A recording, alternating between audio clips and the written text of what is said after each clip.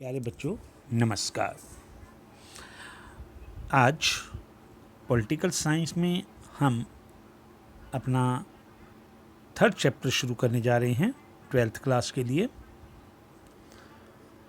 जिसका शीर्षक है पॉलिटिक्स ऑफ प्लैन्ड डेवलपमेंट, यानी नियोजित विकास की राजनीति। ये चैप्टर थोड़ा सा अलग हटके होने वाला है, क्योंकि इस चैप्टर को मैं इंग्लिश के बजाय हिंदी में देने जा रहा हूँ, क्योंकि बहुत से बच्चे ऐसे भी हैं जो हिंदी मीडियम जिन्होंने ले रखा है, तो उनका भी हमें ध्यान रखना है। इसलिए इस चैप्टर को मैं हिंदी में दे रहा हूँ। बेटा, आप जानते हैं भारत की भूमि एक ऐसी भूमि है जहाँ पे सदा संसाधनों का बहुत अधिक विकास रहा है, और हमारे देश में संसाधन पर्याप्त मात्रा में रहे हैं, जिन्होंने समय समय पर विदेशियों को इस देश की ओर आकर्षित किया, जिस कारण से इस देश पर हमले भी हुए। तो स्वाभाविक है, दुनिया के बहुत से देश ये चाहेंगे कि जहाँ से हमें अच्छे और सस्ते संसाधन मिल सकते हैं, बेटर और चीप रिसोर्सेज मिल सकते हैं, उनका अधिक उपयोग किया जाए। कुछ ऐसी ही घटना देश में हुई। देश की आज़ादी के बाद जब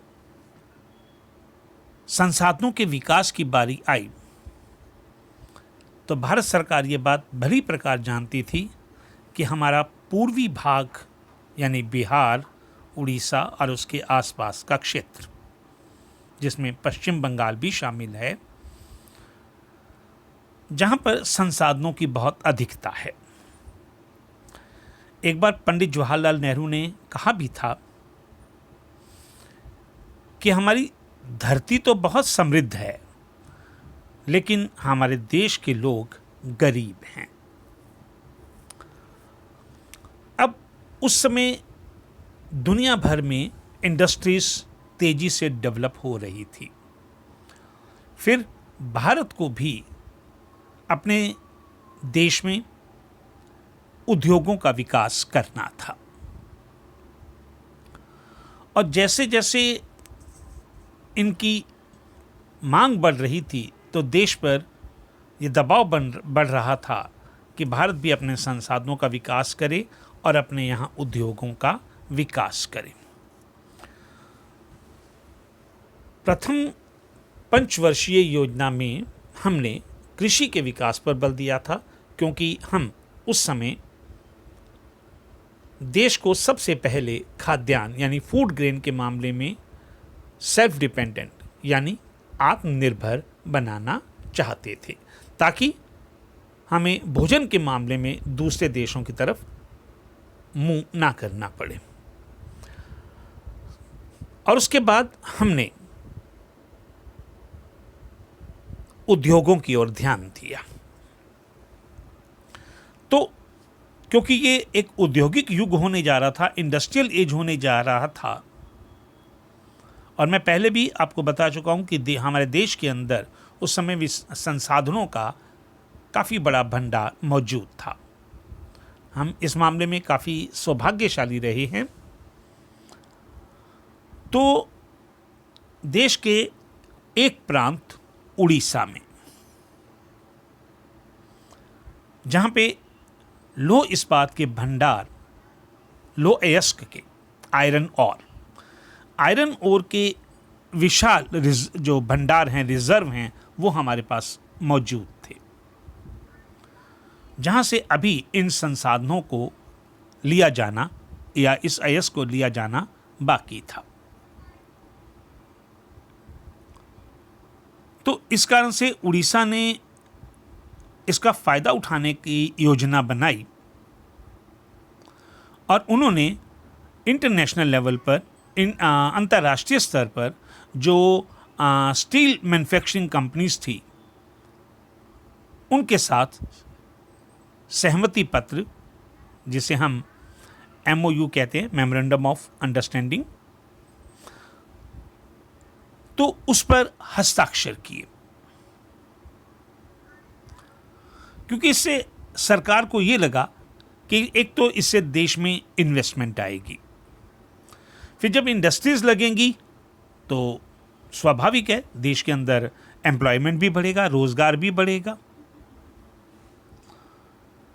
लेकिन समस्या थी कि हमारे यहाँ लो अयस्क के भंडार, और वो भी उड़ीसा के अंदर ऐसे इलाकों में पाए जाते थे जिनका अभी विकास नहीं हुआ था, और वो भी खासकर ट्राइबल एरियाज में, आदिवासी क्षेत्र में।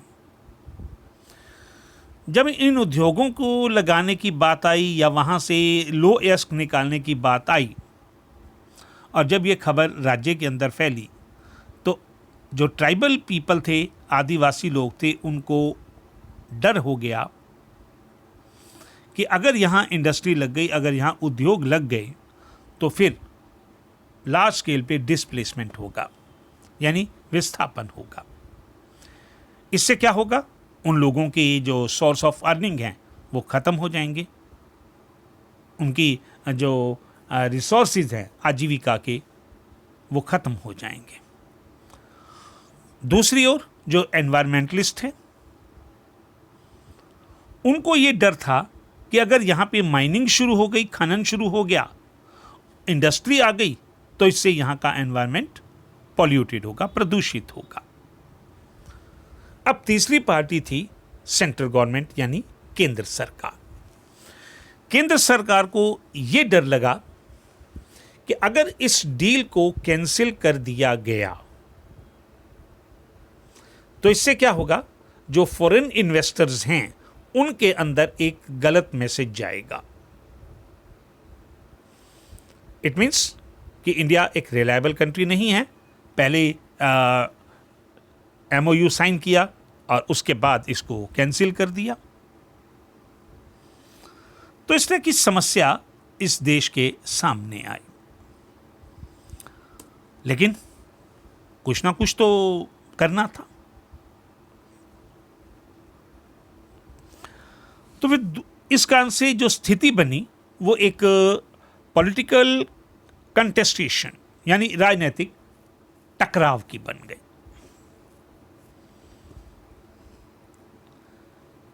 क्योंकि क्या होता है कि जब इस तरह के डिसीजन होते हैं तो कई पॉइंट ऑफ व्यू से सोचा जाता है।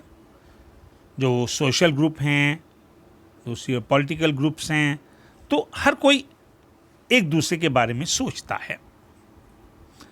लेकिन साथ साथ ये भी देखना पड़ता है कि हमें क्या फ़ायदा होगा और क्या नुकसान होगा, और लॉन्ग लास्टिंग इफेक्ट, लंबे चलने वाले इफेक्ट क्या होंगे, हमारी कमिंग जनरेशन जो है, आने वाली पीढ़ी है, उस पर इसका क्या प्रभाव पड़ेगा। अब डेमोक्रेसी के अंदर इस तरह के फैसले नॉर्मली जनता लेती है, और कम से कम उस मामले में जो एक्सपर्ट्स होते हैं उनके व्यूज भी उसमें लिए जाते हैं। सो इसलिए जरूरी हो गया कि माइनिंग के लिए जो माइनिंग एक्सपर्ट हैं, एनवायरमेंटलिस्ट हैं और इकोनॉमिस्ट हैं, उनके भी व्यूज को जाना जाए। लेकिन जैसा कि आप जानते हैं कि फाइनल डिसीजन तो पॉलिटिकल ही रहता है, यानी रूलिंग पार्टियां ही लेती हैं। और जो ऊपर बैठे हुए लोग हैं, जो हमारे रिप्रेजेंटेटिव हैं, अब उनको भी इस बात का काफ़ी ध्यान रहता है। क्योंकि इस घटना से जुड़े एक विवाद से शायद आप परिचित हों, जिसको हम पोस्को प्लांट कहते हैं। असल में क्या हुआ, उड़ीसा के एक जिले में पोस्को इंडिया स्टील प्लांट जब लगाया गया तो इससे बहुत से लोग डिस्प्लेस हो गए, क्योंकि संभवतः उनके साथ जो प्रॉमिस किया गया था उस प्रॉमिस को पूरा नहीं किया गया, और फिर उनको ये भी डर था कि उनको अपनी सिक्योरिटी की चिंता थी, ट्राइबल लोगों को। तो इसलिए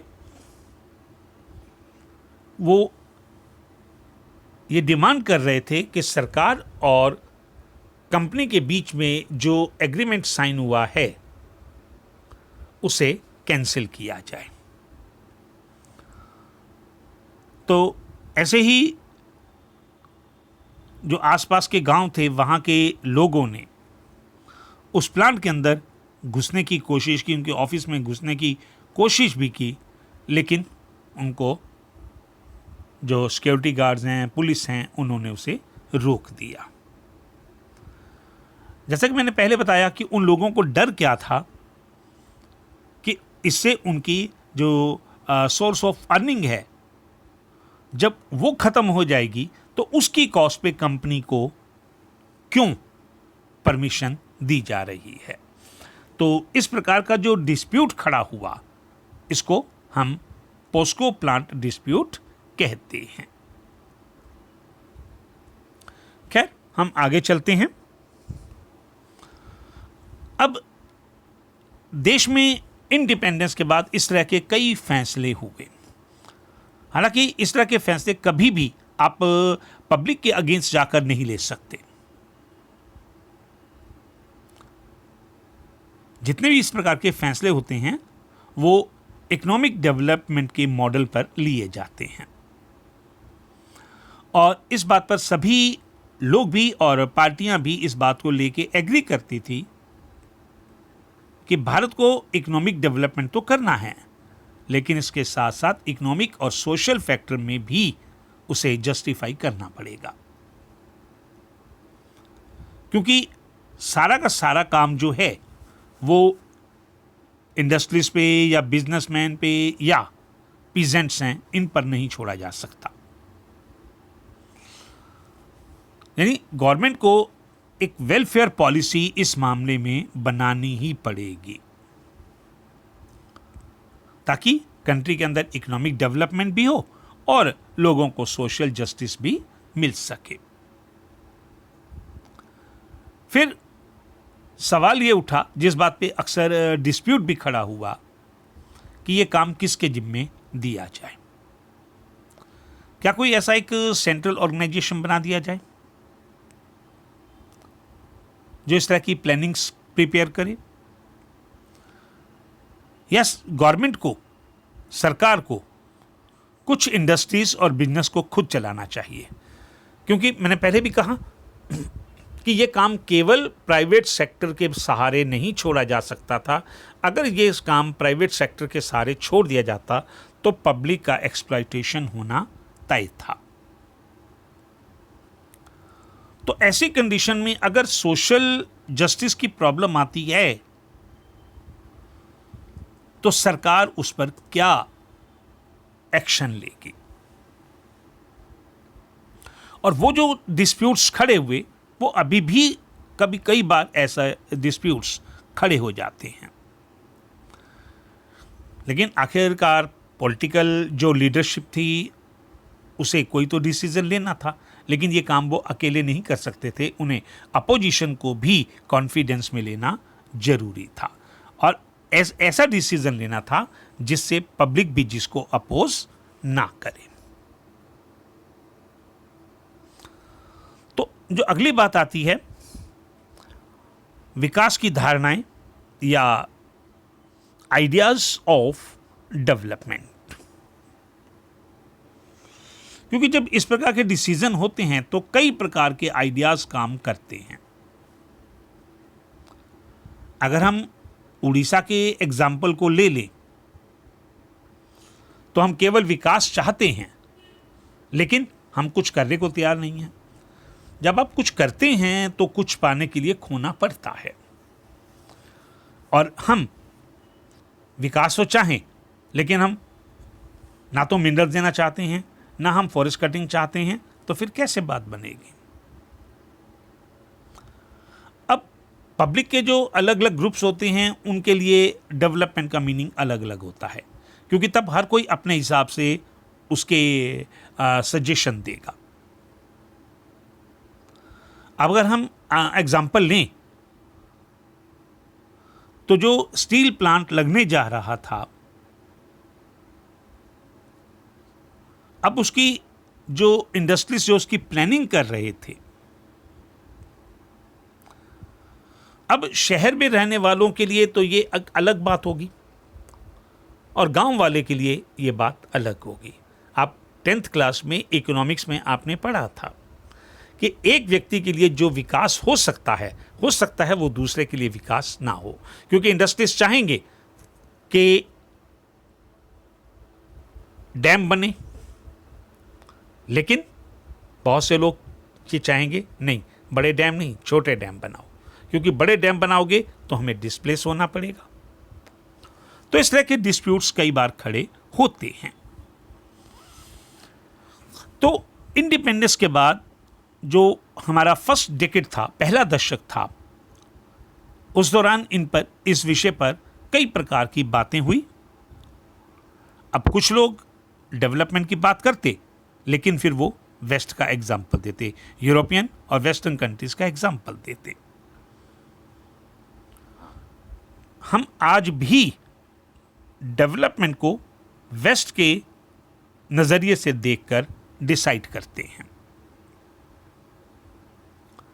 अब डेवलपमेंट का मीनिंग था कि हम मैक्सिमम डेवलप हों, मॉडर्नाइज हों, और मॉडर्नाइज होने का मतलब क्या है कि हम वेस्टर्न सिस्टम को फॉलो करें। तो इसके लिए फिर हमें एक बात के लिए तैयार रहना था कि हम मॉडर्नाइजेशन की इस प्रोसेस से गुजरने को तैयार हो जाएं। जिस तरह से वेस्टर्न कंट्रीज ने अपने डेवलपमेंट का काम किया, लेकिन उनको अपना सोशल स्ट्रक्चर भी खोना पड़ा। हमारे यहाँ आप देखिए परिवार एक मजबूत कड़ी है, लेकिन वहाँ वेस्ट में परिवार की इतनी इम्पोर्टेंस नहीं है। वहाँ आपको न्यूक्लियर फैमिलीज ज़्यादा मिलेंगी, एकल परिवार। तो ये हमारी कई प्रकार की समस्याएं थी जिनके लिए हमें तैयार होना था। और जब इस प्रकार की जो एक चेन है जब वो टूटती है, तो उससे कैपिटलिज्म शुरू होता है। और दुनिया के बाकी देशों में भी ऐसा ही हुआ है। जब मॉडर्नाइजेशन होता है तो हम इसको ग्रोथ के साथ, फिजिकल प्रोग्रेस क्या है, साइंटिफिक प्रोग्रेस क्या है, रीजनिंग, ये सब चीज़ों को हम इकट्ठा जोड़ लेते हैं। और जो डेवलपमेंट है उसके इस कंसेप्ट को मानने के कारण ऐसी कंडीशन में हर कोई अलग अलग देशों को विकसित हैं, विकासशील हैं या अविकसित कहकर, यानी डेवलप, डेवलपिंग और नॉन डेवलप्ड या बैकवर्ड, इस तरह बताकर हम बातें करते हैं कि हम ये कंट्री है, ये डेवलप्ड है, ये अभी डेवलप नहीं है, डेवलपिंग है लेकिन डेवलप होने के करीब है। और ऐसे भी कंट्री हैं जिनके बारे में कहा जाएगा कि ये डेवलप्ड नहीं है। अब इंडिपेंडेंस के समय हमारे पास डेवलपमेंट की दो ही मॉडल थे, एक कैपिटलिस्ट और दूसरा सोशलिस्ट। कैपिटलिस्ट यानी हम सब कुछ इंडस्ट्रीज के हाथ में, प्राइवेट सेक्टर के हाथ में छोड़ दें, कुछ चीज़ें जिन पर गवर्नमेंट कंट्रोल करे, बाकी चीज़ों को हम प्राइवेट सेक्टर में छोड़ दें। और इस तरह की जो प्रोसीजर था, इस तरह की जो सिस्टम था, मॉडल था, ये यूरोप और यूएसए में, अमेरिका में अपनाया गया था। जबकि दूसरी ओर हमारे पास एक और मॉडल था जिसको हम सोशलिस्ट मॉडल कहते हैं, समाजवादी। ये मॉडल सोवियत संघ यानी उस समय यूएसएसआर, आजकल यूएसएसआर नहीं है, आजकल रशिया है, लेकिन उस समय जब ये सोवियत संघ या यूएसएसआर कहलाता था तो दूसरा मॉडल वहाँ पाया जाता था। और इसके बारे में हम पहले पढ़ चुके हैं। सेकंड चैप्टर में हमने जो आपकी फर्स्ट बुक है कंटेम्प्रेरी वर्ल्ड, उसमें हमने इस बारे में पढ़ा है और किस तरह से इन कंट्रीज़ के बीच में कॉन्फ्लिक्ट हुए, हम वो बात भी जान चुके हैं। लेकिन हमारे देश के का नेतृत्व जो है उस समय पंडित जवाहरलाल नेहरू के हाथ में था। वो चाहते थे कि देश विकसित हो, इसमें कुछ पूंजीवाद लाया जाए, लेकिन हमें बेसिक आइडिया जो हैं वो सोशलिस्ट आइडियोलॉजी से लेने हैं, क्योंकि हम देश के अंदर एक नए प्रकार का सोशलिज्म या समाजवाद लाना चाहते थे। तो जिस समय हम फ्रीडम स्ट्रगल कर रहे थे, उन दिनों भी इस बात पर एक सहमति बन चुकी थी, और वही बात आज़ादी के बाद हमारी पॉलिसीज में दिखाई दे रही थी। क्योंकि हमारे जो नेशनलिस्ट लीडर थे, उन्हें इस बात पर कोई भी कहीं भी डाउट नहीं था कि जो इंडिपेंडेंट गवर्नमेंट होगी, जो इंडिपेंडेंट इंडिया की गवर्नमेंट होगी, उनके जो व्यूज़ हैं वो ब्रिटिश गवर्नमेंट से बिल्कुल अलग होंगे, क्योंकि ब्रिटिश सरकार केवल अपने फायदे के लिए काम करती थी, जबकि एक स्वतंत्र इंडिपेंडेंट जो इंडिया की गवर्नमेंट थी, उसे सभी के जो डेवलपमेंट है, सभी के विकास को लेकर काम करना था। तो इंडिपेंडेंस के बाद हमारा जो मेन पर्पस था, मेन हमारा जो टारगेट था, एक कंट्री से पॉवर्टी को रिमूव किया जाए, इरेडिकेट किया जाए। दूसरा, हमें सोशल डेवलपमेंट करना है, और इसके साथ साथ हमें इकोनॉमिक डेवलपमेंट करके रिसोर्सेज को रीडिस्ट्रीब्यूट करना है।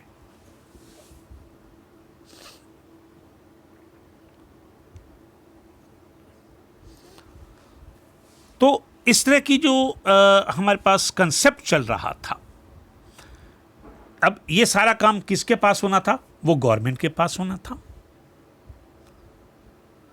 तो हमारे लीडर्स में इस बात को लेकर एक बहस छिड़ गई कि देश का ढांचा कैसा होगा। अब कोई तो एग्रीकल्चर के थ्रू डेवलप करना चाहते थे, तो कुछ लोग ऐसे भी थे जो इंडस्ट्रीज के थ्रू डेवलपमेंट चाहते थे। लेकिन इसमें कोई शक नहीं कि देश को विकास करना था, और विकास करने के लिए फिर हमें एक ऐसी संस्था की जरूरत थी जो इस प्रकार की योजनाएं बनाए, इस प्रकार की प्लानिंग करे। तो इसलिए देश के अंदर तब एक संस्था बनी 1950 में, जिसे नाम दिया गया प्लानिंग कमीशन या योजना आयोग। लेकिन ये गवर्नमेंट ने जिस प्रकार के और जो कमीशन बनाए हुए हैं, ये वैसा कमीशन नहीं है। इसका काम केवल प्लानिंग करना है। योजना आयोग के जो चीफ होते हैं, हेड होते हैं, वो प्रधानमंत्री होते हैं। लेकिन आप जानते हैं प्रधानमंत्री के पास और भी बहुत से काम होते हैं, इसलिए अब योजना आयोग प्रॉपर तरीके से, सही तरीके से काम कर सके, इसलिए योजना आयोग के अंदर एक उपाध्यक्ष की नियुक्ति भी की जाती है। और ये जो योजना आयोग है, जो अपनी रिकमेंडेशन देता है, वो तभी इफेक्टिव होती हैं जब कैबिनेट उसे अप्रूवल देती है। तो इस प्रकार से प्लानिंग कमीशन ये काम करता है, जिसका आगे हम जिक्र करेंगे, आगे चलकर जिस बारे में हम पढ़ेंगे। अब बेशक गवर्नमेंट में और अपोजिशन में कुछ बातों को लेकर डिसएग्रीमेंट रहा हो, लेकिन एक बात पर वो कॉमन एग्री थे कि हम डेवलपमेंट का काम प्राइवेट सेक्टर के हाथ में नहीं दे सकते।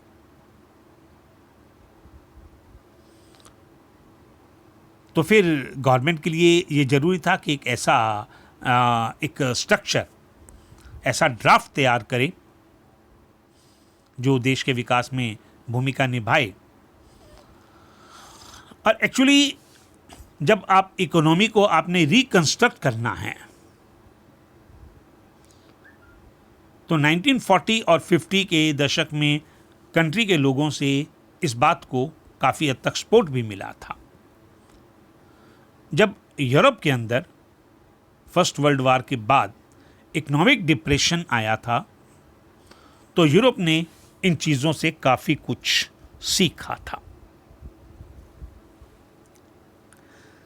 चाहे वो जापान रहे हों या जर्मनी हो, इन्होंने जो वर्ल्ड वार के जो इफ़ेक्ट्स थे इन देश की कंट्री की जो इकोनॉमी पे असर पड़ा, हालांकि उन्होंने इन दोनों कंट्रीज ने, चाहे वो जापान था और चाहे वो जर्मनी था, इन्होंने अपनी इकोनॉमी को रिकंस्ट्रक्ट कर लिया और एक बार फिर से ये कंट्रीज पावरफुल कंट्री बन के उभरे थे। और आप जानते हैं आज भी जापान और जर्मनी बेहद विकसित देश माने जाते हैं। दूसरी ओर यूएसएसआर यानी सोवियत संघ ने, जिस समय इकोनॉमिक डिप्रेशन आया उस दौरान बेशक सारी दुनिया एक डिप्रेशन का सामना कर रही थी, लेकिन एक वेल प्लान्ड तरीके से यूएसएसआर ने एक रिमार्केबल इकोनॉमिक ग्रोथ अचीव की। इन सारी इंसिडेंट्स के कारण दुनिया के देश इस बात को लेके अलर्ट हो गए कि अब प्लानिंग करके इस प्रकार का डेवलपमेंट किया जा सकता है। तो हम कह सकते हैं कि जो प्लानिंग कमीशन है ये कोई सडनली एग्जिस्टेंस में नहीं आया था।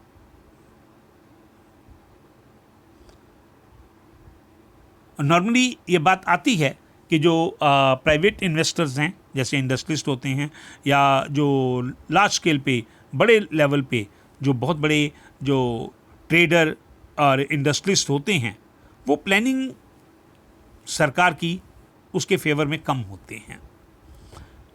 वो किसी तरह का कंट्रोल नहीं चाहते, इसलिए वो चाहते हैं कि कंट्री के अंदर ओपन इकोनॉमी हो, जहाँ पर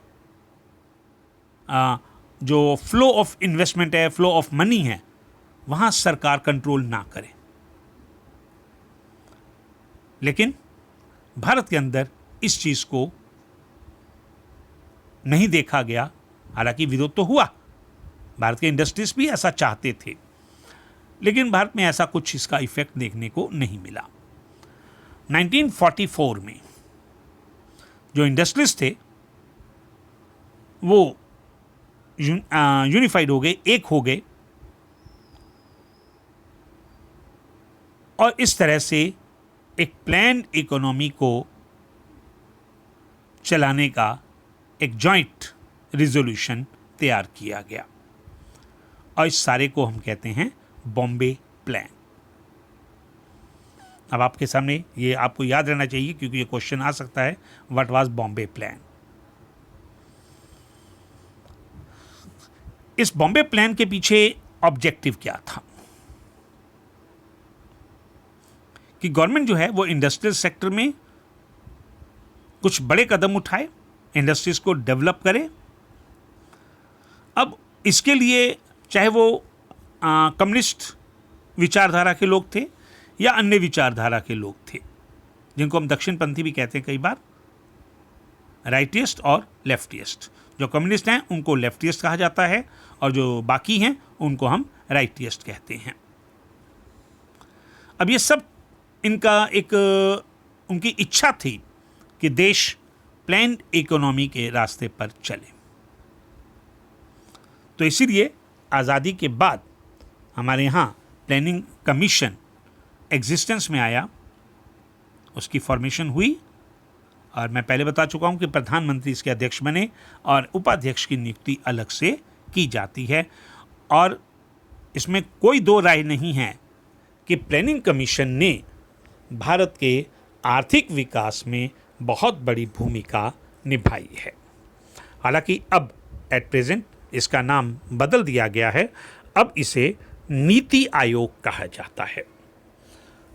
तो आज का टॉपिक मैं यहीं समाप्त करता हूँ।